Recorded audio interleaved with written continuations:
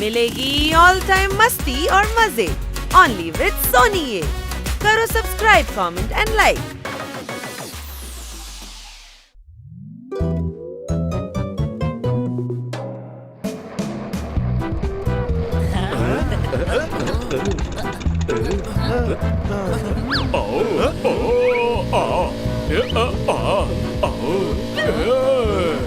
ഇവന് വട്ടാണെന്നാ തോന്നുന്നത്. 2 ടയർ ഉള്ളപ്പോ ഇവൻ എന്തിനാ ഒറ്റ ടയറിൽ വണ്ടി ഓടിക്കുന്നേ? അതിനാണ് വീലിംഗ് എന്ന് പറയുന്നത്.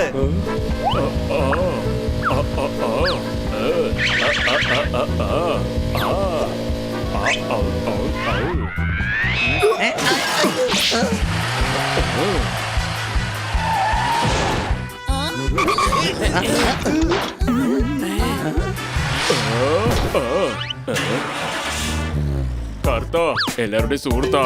നീ സുഹൃത്തല്ല, എല്ലാവരുടെയും ശത്രുവാണ്. നിനക്കറിയില്ലേ, റോഡിൽ ഇതുപോലെ സ്റ്റണ്ട് കാണിച്ചാ നിന്റെ ജീവനും മറ്റുള്ളവരുടെ ജീവനും ആപത്തിലാകും. സോറി, പുതിയ ബൈക്കല്ലേ, അതുകൊണ്ട് എക്സൈറ്റഡ് ആയി പോയി. ആരുടെ ബൈക്കാണ്? കർത്തയുടെ, എല്ലാവരുടെയും സുഹൃത്തിന്റെ. നിനക്ക് എവിടുന്ന് കിട്ടി ഇത്രയധികം കാശ്? ഞാനിപ്പോ പാർട്ട് ടൈം ആയിട്ട് ഡോക്ടർ ബാലുവിന്റെ അസിസ്റ്റന്റ് ആയിട്ട് വർക്ക് ചെയ്തോണ്ടിരിക്കുകയാണ്. നന്ദു ജോലി ചെയ്ത് പുതിയ ബൈക്ക് വാങ്ങിയിരിക്കുന്നു. എന്നാൽ നമ്മളിപ്പോഴും സ്കൂട്ടറിലാണ് പൊയ്ക്കൊണ്ടിരിക്കുന്നത്. ശരി, എന്നാൽ എന്റെ ഫ്രണ്ടിനെ വിളിക്കാനായിട്ട് പോവാനുണ്ട്. അവൻ അവിടെ വെയിറ്റ് ചെയ്യായിരിക്കും. കൂട്ടുകാരെ, നമുക്കും പാർട്ട് ടൈം ജോലി ചെയ്യണം. അപ്പൊ നമുക്ക് ഇഷ്ടപ്പെട്ട സാധനങ്ങളെല്ലാം വാങ്ങാം. അങ്ങനെയാണെങ്കിൽ നമുക്ക് ഉടൻ തന്നെ പോയി ജോലി നോക്കാം. സംശയമുണ്ടോ? ഈ നശിച്ച വണ്ടി വീണ്ടും ഓഫായി. വേഗം വാ, മോട്ടുവിന്റെ ഗാരേജിൽ കൊണ്ടുപോയി ഇതിനെ ശരിയാക്കാം.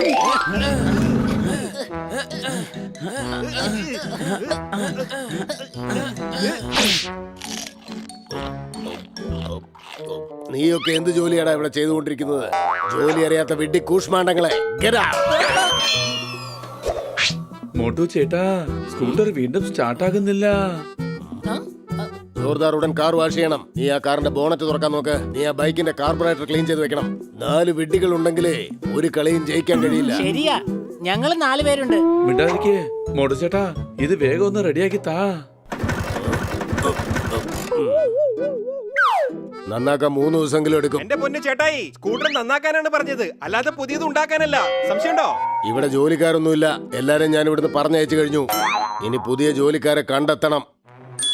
മോട്ടു ബായ്, ഞങ്ങൾ ചെയ്യാം ജോലി.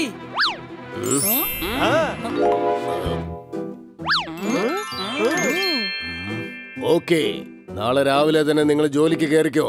നാളെ ചെയ്യേണ്ടത് ഇന്ന് ചെയ്യണം, ഇന്ന് ചെയ്യേണ്ടത് ഇപ്പൊ തന്നെ ചെയ്യണം. ചെയ്യേണ്ട ജോലി ഏത് തന്നെയായാലും നന്നായിട്ട് തന്നെ ചെയ്യണം. എനിക്കൊന്നും മനസ്സിലായില്ല, പക്ഷെ പറഞ്ഞത് ശരിയാ. എന്നാ പോപ്പട്ട്, നീ തുടങ്ങിക്കോ.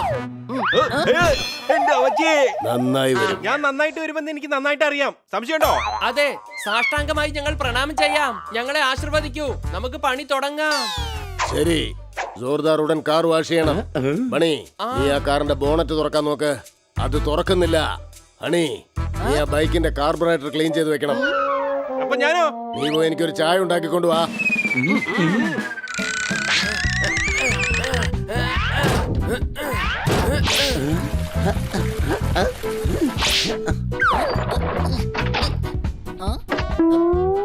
ഓഹോ, ഇത് മുഴുവൻ അഴുക്ക് പിടിച്ചിരിക്കുകയാണല്ലോ.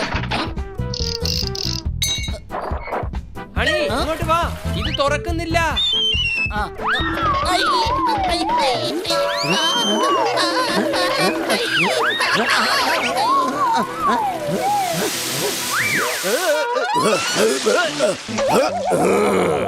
എന്റെ പൊന്നു ചേട്ടാ, എന്നോട് ക്ഷമിക്കേ.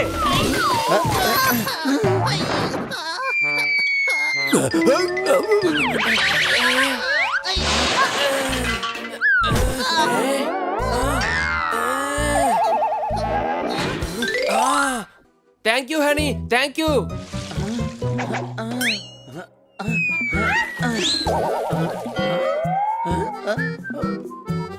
എടാ, ഈ ടയർ ഒന്ന് ഊരിത്തടാ.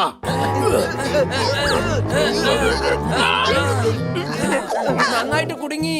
എന്റെ ചേട്ടായി, 4-5 ദിവസം ഓട്. തടി കുറഞ്ഞു കഴിഞ്ഞാ ടയറ് താനെ ഊരിപ്പോന്നോളൂ. കഴുതേ, അത്രയും ദിവസം ഈ ടയർ എന്റെ ദേഹത്തിരിക്കണോടാ. ഇതിങ്ങനെയൊന്നും വരികയില്ല, ഇതിനെ മുറിക്കേണ്ടി വരും. നിനക്കെന്താ വട്ടാണോ? ഇദ്ദേഹത്തിനെ കട്ട് ചെയ്ത് കഴിഞ്ഞാ നമുക്ക് പിന്നെ ആരാ സാലറി തരിക? കഴുതേ, ചേട്ടനല്ലടാ, ടയറാണ് കട്ട് ചെയ്യേണ്ടത്. സംശയമുണ്ടോ? നിങ്ങൾ എന്തിനാണ് ഇത്രയൊക്കെ ഡിസ്കസ് ചെയ്യുന്നത്? വേഗം ഈ ടയർ കട്ടി.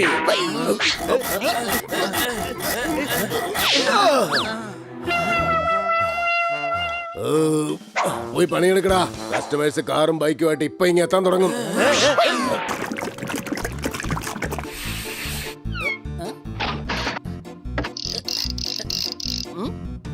ഇതെന്താ? കാർബറേറ്ററിന്റെ വല്ല പാർട്സും ആയിരിക്കും.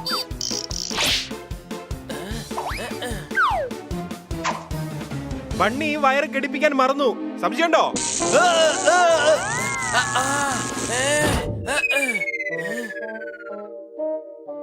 സാറേ, നിങ്ങളുടെ വണ്ടി റെഡിയാക്കി വെച്ചിട്ടുണ്ട്. പണി പണി സാറിന് ട്രയലിന് കൂട്ടിക്കൊണ്ട് പോയിട്ട് വാ.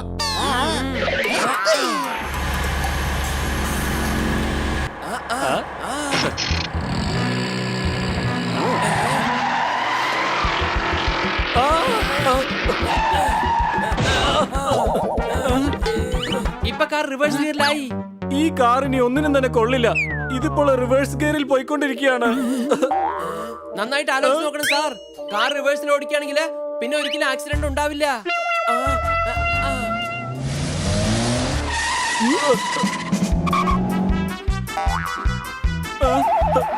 നോ എൻട്രി ആണ്. അങ്ങേക്കല്ല സാർ, അങ്ങ് റിവേഴ്സിൽ നോ എൻട്രിയിലും കാർ ഓടിക്കാവുന്നതാണ്.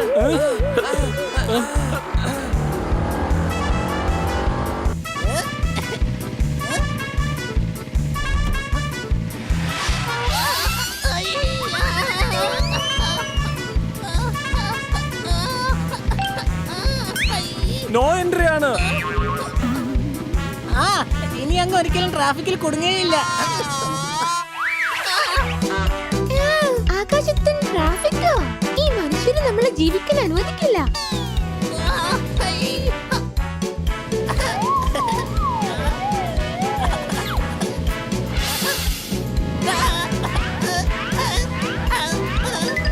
എന്നെ താഴെ ഇറക്ക്. പേടിക്കണ്ടെന്നേ, നമുക്ക് മുകളിലൂടെ പോവാ. അയ്യോ, ഞാൻ എങ്ങനെയാ വീട്ടിൽ പോന്നേ?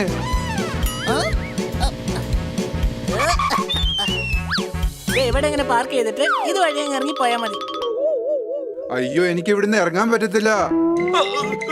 ഇറങ്ങേണ്ട ആവശ്യവുമില്ലല്ലോ. അങ്ങ് ബൈക്ക് എടുത്തോണ്ട് അങ്ങയുടെ വീടിന്റെ അടുത്തുള്ള പോസ്റ്റിൽ നിർത്തി അവിടുന്ന് ഇറങ്ങി പോയാ മതി.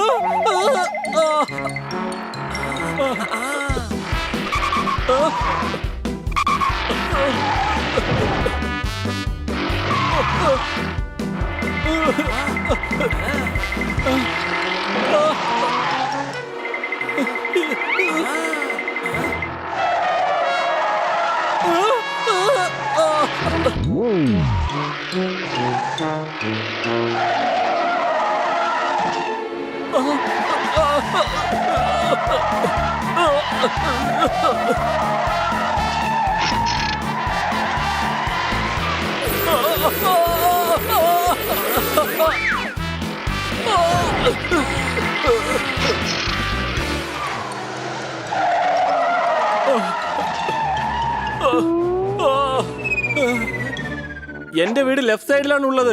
എങ്ങനെ പോവാ? ചേട്ടന്മാരെ, നിങ്ങളുടെ സഹായം വേണം. ഒന്ന് വരൂ, കാറിനെ ഒന്ന് പൊക്കി ഈ വശത്തേക്ക് ഒന്ന് മാറ്റി തരൂ പ്ലീസ്.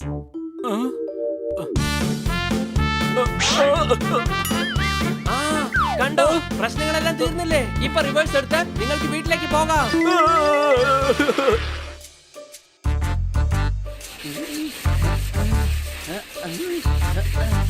ഇത് ഹോളിക്കടിച്ച കളറല്ല, സോപ്പ് തേച്ചാ പോവാനായിട്ട്. സംശയമുണ്ടോ? മുഴുവൻ കാറും ചോപ്പാക്കിയാ മതി. പ്രീമിയർ കളർ കൊടുത്തു കഴിഞ്ഞാ ക്ലയന്റിന് ഭയങ്കര സന്തോഷമാവും. സംശയമുണ്ടോ?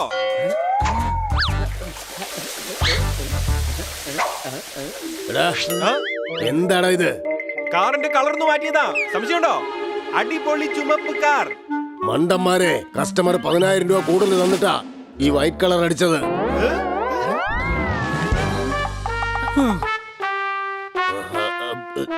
എന്റെ കാർ ഇപ്പോൾ റിവേഴ്സിലാ പോയിക്കൊണ്ടിരിക്കുന്നത്. ഗുഡ്. നേരത്തെ നിങ്ങളുടെ കാർ റിവേഴ്സിൽ പോയില്ലായിരുന്നല്ലോ, ഇപ്പൊ റിവേഴ്സിൽ പോകുന്നുണ്ടല്ലോ. എടോ, റിവേഴ്സിൽ മാത്രമേ ഇപ്പൊ അത് പോകുന്നുള്ളൂ. ആണോ?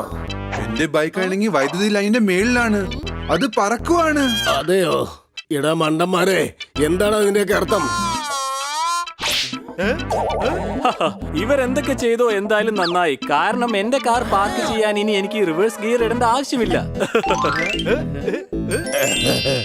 എനിക്ക് പാർക്കിംഗ് ചാർജ് അടക്കേണ്ടി വന്നില്ല. ഇനി ഞാൻ ആ ബൈക്ക് പോളിലെ പാർക്ക് ചെയ്യൂ. പിന്നെ പറന്ന് പറന്ന് പെട്ടെന്നെത്തും. എന്റെ എല്ലാ കൂട്ടുകാരും അവരുടെ ബൈക്ക് പറക്കുന്നതാക്കുന്നതിന് വേണ്ടി നിങ്ങളുടെ ഗാരേജിൽ വരുന്നതായിരിക്കും.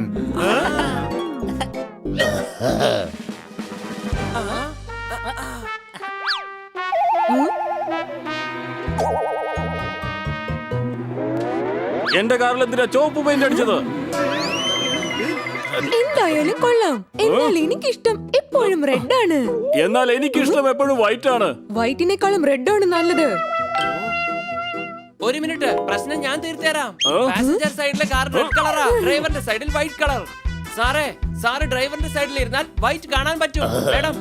മാഡത്തിന്റെ സൈഡിൽ ഇരുന്നാൽ റെഡ് കാണാൻ പറ്റും. ഇവൻ അടിപൊളി മെക്കാനിക് തന്നെയാ. ഇവന് 500 രൂപ ടിപ്പ് കൊടുത്തേക്ക്.